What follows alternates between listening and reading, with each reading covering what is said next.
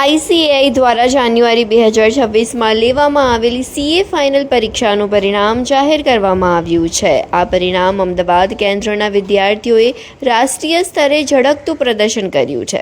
અમદાવાદ સેન્ટરના 2 તેજસ્વી વિદ્યાર્થીઓએ ઓલ ઇન્ડિયા રેન્કર્સ લિસ્ટમાં સ્થાન મેળવી શહેરનું ગૌરવ વધાર્યું છે, જેમાં હર્ષ હિમાંશુભાઈ સોનારાએ ઓલ ઇન્ડિયા 9મો રેન્ક અને નમિશ ગૌતમ શાહે ઓલ ઇન્ડિયા 27મો રેન્ક પ્રાપ્ત કર્યો છે.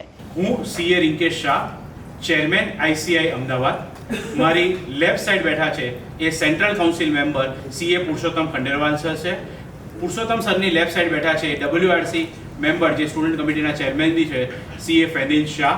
મારી રાઈટ સાઈડ બેઠા છે અમદાવાદ બ્રાન્ચના ટ્રેઝરર શિખા મેડમ, શિખા અગ્રવાલ. અને ફેનિલ સરની લેફ્ટ સાઈડ બેઠા છે એ વિકાસના ચેરમેન સાહિલ ગાલા સર બેઠા છે. અમદાવાદ બ્રાન્ચમાં જે આઈસીઆઈની જે સેન્ટ્રલ એક્ઝામ જે થઈ છે એ અમદાવાદ બ્રાન્ચમાં જે સીએ ફાઇનલમાં 2 રેન્ક આવ્યા છે અમદાવાદમાંથી.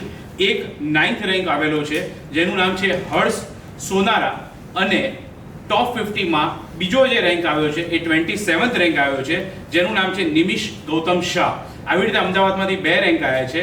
અમદાવાદમાં ટોટલ જે સ્ટુડન્ટ્સ અપિયર થયા એમાં બંને ગ્રુપ જે અપિયર થયા એમાં 635 સ્ટુડન્ટ અપિયર થયા, એમાં 88 સ્ટુડન્ટ પાસ થયા છે. અને ગ્રુપ 1માં 872 સ્ટુડન્ટ્સ અપિયર થયા, એમાં 178 સ્ટુડન્ટ્સ પાસ થયા છે. અને જે ગ્રુપ 2માં જે અપિયર થયા 406 સ્ટુડન્ટ અપિયર થયા, એમાંથી 18 સ્ટુડન્ટ્સ પાસ થયા છે. આ રીતે અમદાવાદનું રિઝલ્ટ છે. ઓલ ઓવર ઇન્ડિયા લેવલ અને અમદાવાદનું રિઝલ્ટ કમ્પેરેટિવલી ગત વર્ષો કરતાં ઓછું આવેલું છે. અને આપણા માટે જે નવા સીએ બન્યા છે એને અમદાવાદ બ્રાન્ચ વતી અને આઈસીઆઈ વતીથી હું અભિનંદન પાઠવું છું કે તેઓ તેમની કારકિર્દી સારી રીતે બનાવે, અને જે લોકો સક્સેસફુલ નથી થયા તે લોકોને નેક્સ્ટ અટેમ્પ્ટ માટે હું બેસ્ટ વિશેષ આપું છું. સર, ખાસ કરીને તમે વાત કરી કે આ વખતે AI 9 અને અમદાવાદ સીએ એન્ટર પત્યા પછી ડે 1 થી જ મેં સીએ ફાઇનલની તૈયારી ચાલુ કરી દીધી.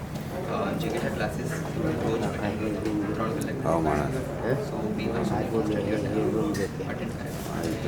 છેલ્લા 1 વર્ષમાં કોન્સ્ટન્ટ રિવિઝન જેટલા થઈ અને જેટલા બી ડિફિકલ્ટ સબ્જેક્ટ્સ કે જે કોન્સેપ્ટ છે એને હું કેટલી જલ્દી સમજી શકું અને ક્વેશ્ચન્સ સૌથી વધારે સ્વાદન જે સીએ પેજમાં બટ એ જ સીએ કમ્પ્લીટ કરું. બીજી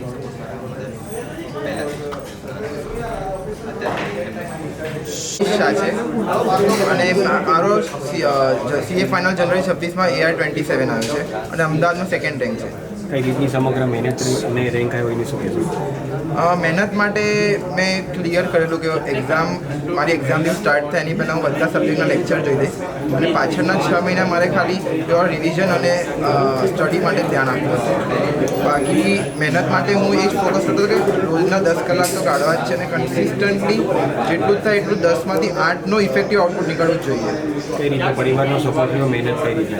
પરિવારનો સપોર્ટ તો હોય છે. પરિવારના સપોર્ટ વગર કંઈ થઈ ના શકે. પરિવારમાં એ લોકો આપણી કાળજીપૂર્વક ધ્યાન રાખે અને આપણી દેખભાળ કરે, અને એ લોકો જે કેર કરે એની કારણે આપણને વધારે કોન્ફિડન્સ આવે કે આપણે કરી શકીએ. અને સ્ટુડન્ટ માટે શું મેસેજ છે?